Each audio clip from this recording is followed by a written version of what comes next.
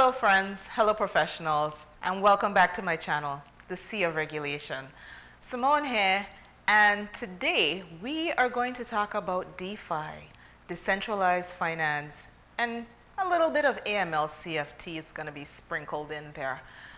Innovation is one of the areas that I'm really excited about. I see tremendous potential with DeFi, but there are some dangers. But before I dive in, let me get my usual disclaimers out of the way.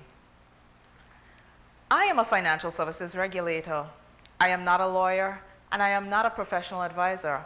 And the views on this channel are definitely all my own and do not represent the views of any international standard-setting body or regulatory authority. Now, with that out of the way, let's dive in. Now, in a prior video, I touched a bit on FinTech and DeFi, and I'm going to put that in the description below. I also have a blog in relation to my thoughts on DeFi and regulation, and I'll also put that in the link below. You see, I am looking at all of the positives that DeFi can bring to the Caribbean as a region in particular. Innovation tends to bring another side to it. You see, criminals tend to be early adopters. And because criminals are early adopters in DeFi platforms, there have been a lot of bad press lately. I don't want to focus that much on the bad press.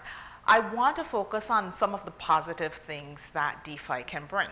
So, decentralized finance, it would allow for a number of financial services to be offered to persons, and essentially it's via smart contracts. What you're having is platforms that allow participants to engage in certain financial services or to have certain financial services products that would be at a lower cost, defined terms, transparent.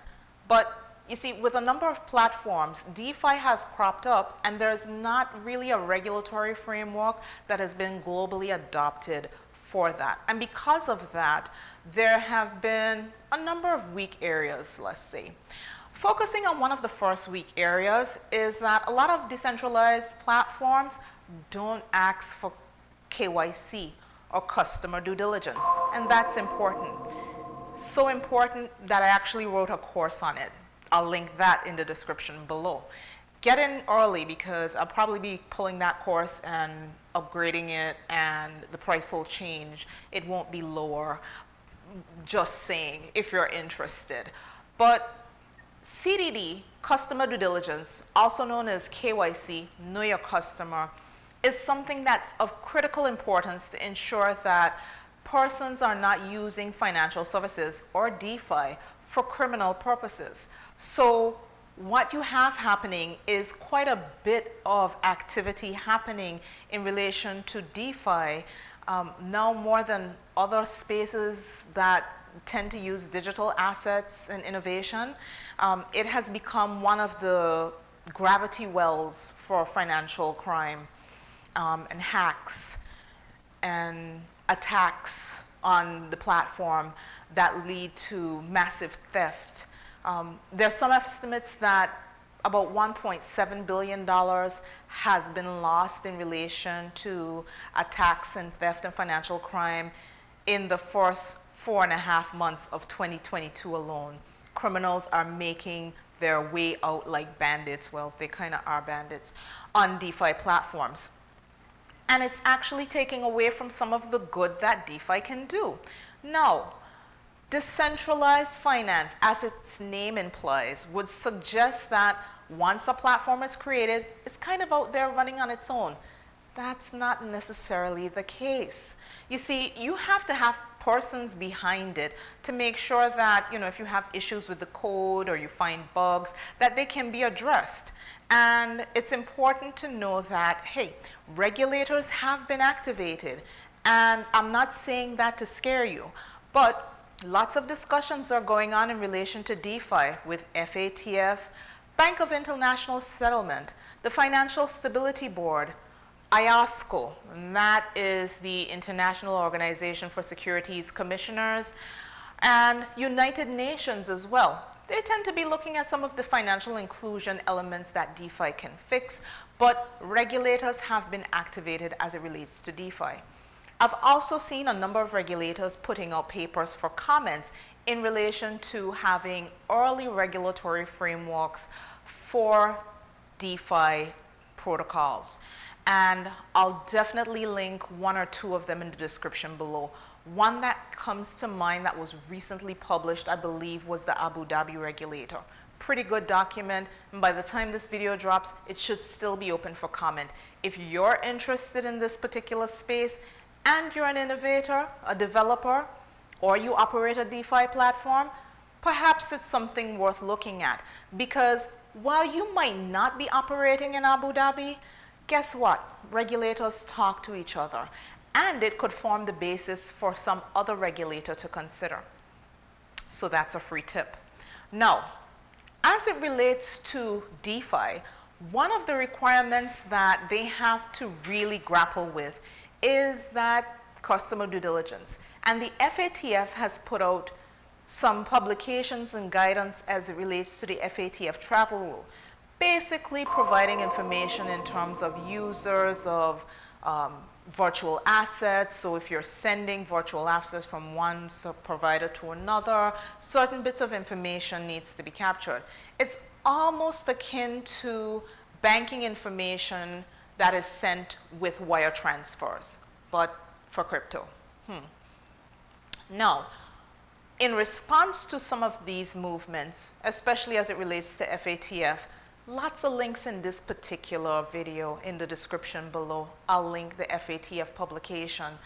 Is that the crypto industry has also been activated, and now they're engaging more. I think gone mostly are the days where innovators, DeFi operators, FinTech firms are just seeing the regulators as bad things. In fact, the progressive DeFi operators are welcoming regulators and embracing the fact that to clean up and actually encourage adoption, you need regulatory clarity. There's that word again, regulatory clarity. Mentioned it in another video. International standard setters are actually listening. So look out for opportunities to collaborate with whomever may be the international standard setter that you have a closest nexus to. FATF is definitely listening. I know them in particular are engaging with innovators. Now, one of the things that I would want to say in relation to this is that the discussion is global. The DeFi discussion is definitely global. I'd like to get loans being made available to persons in the Caribbean at realistic interest rates. You see, because in certain markets, we pay more for services than in other places, and we see the ads. We see the ads that would be run in certain markets. And reducing the cost of certain financial services means that those costs can be passed on to consumers. And where incomes may be lower in certain jurisdictions, it definitely helps with the financial inclusion element. Especially for small and micro businesses, you have tremendous opportunity for DeFi to actually penetrate those markets and help small businesses and micro businesses to flourish and thrive with capital and other resources. And one of the things that also is important is that traditional financial services institutions are recognizing that this is not something that they can continue to ignore. Business models are changing. And so some of those traditional banks and insurance companies, I think they're beginning to get the fact that they may need to integrate some of that innovation into their operations. So it's one of the areas that I think will generate a lot of future discussion in terms of what financial services looks like. It's not just the new fintech firms that are out there. Traditional financial services firms are getting the message, and they're recognizing that there are definitely benefits to be had. And if you're a regulator or a legislator, it's important for you to consider, look ahead in terms of what you need to amend in laws. I had the happy experience of working with a particular regulator to embed technology neutral provisions within their laws to allow for smart contracts, to allow for certain technologies to be used for certain financial services and products. And I think that's the way we need to go. It's not up for someone to use archaic legislation and say that we can make it fit, because no, it gives a lot of challenge to people developing. They want clarity in the law, and regulatory clarity is not just in the regulations, but it extends a lot further than that. Now guys, it's a broad topic. If you want me to drill down on some of the criminal threats, what are bug bounties? Do you know what a bug bounty is? Let me know in the comments. If you want me to drill down on the fintech space some more, I'll be definitely interested in hearing from you. Let me know if this or any other fintech or regulatory topic you would like me to cover, and I'll get right on it. But I'm gonna end it here, guys. Before I go, a few things I have to ask for you. Please like the video. It helps with the YouTube algorithm. I want you to share this with your friends and subscribe if you haven't. And if you haven't, what are you waiting on? And hit the notification bell so that you're advised of every time I drop a video. And I'll end it here, and I'll definitely catch you on the next one.